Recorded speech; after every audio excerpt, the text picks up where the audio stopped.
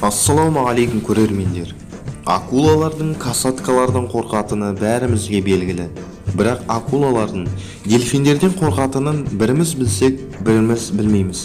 Акула дельфинді, әсіресе оны тобымен бірге көрсе, бірден тығылады.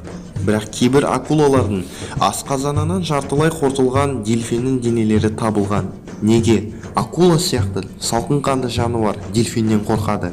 Бүгін осы сұрақтың жауабын білетін боласыздар. Видео ұнаса лайк басып, каналға тіркеліп, қоңыраушаны басыңыз.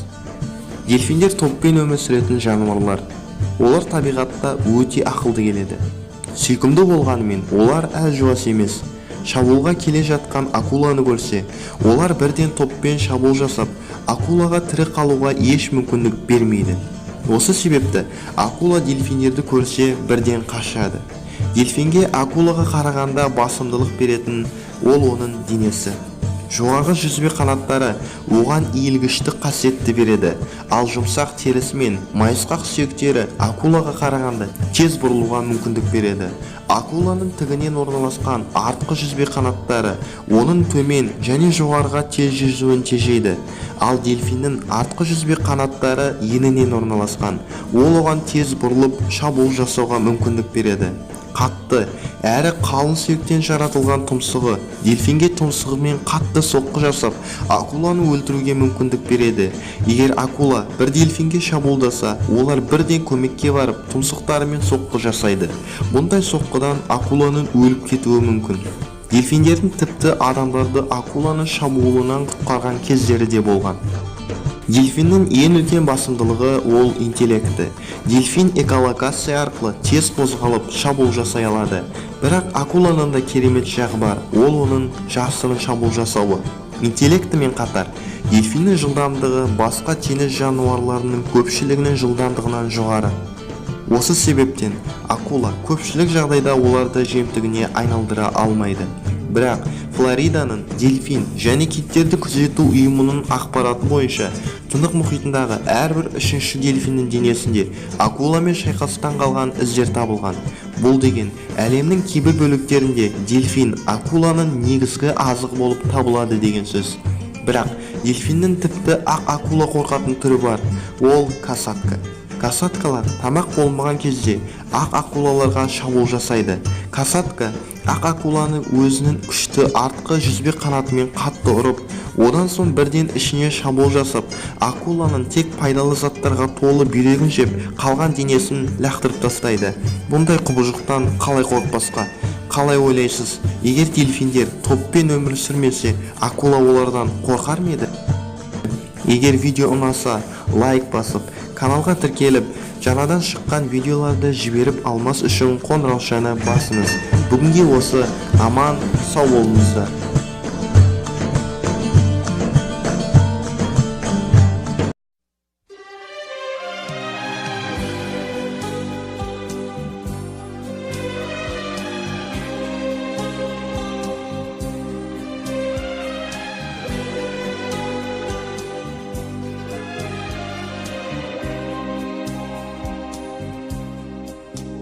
Natalie,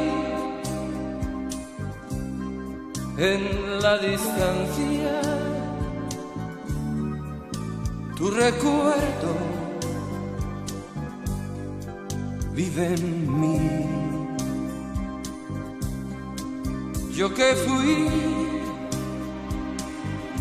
tu amor del alma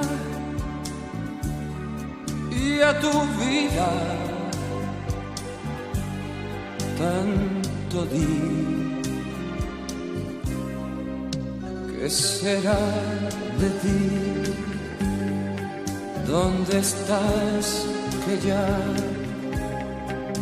a mi atardecer ya no has vuelto más?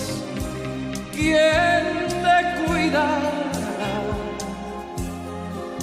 Vivirá por ti. ¿Quién te esperará? Natalie, Natalie, ayer mi calma hoy cansado de vivir sin la esperanza de que vuelvas junto a mí. ¿Qué será de ti? ¿Dónde estás que ya el amanecer no oye tu cantar? ¿Qué será que a ti no te importa ya que yo sufra así, Natalie?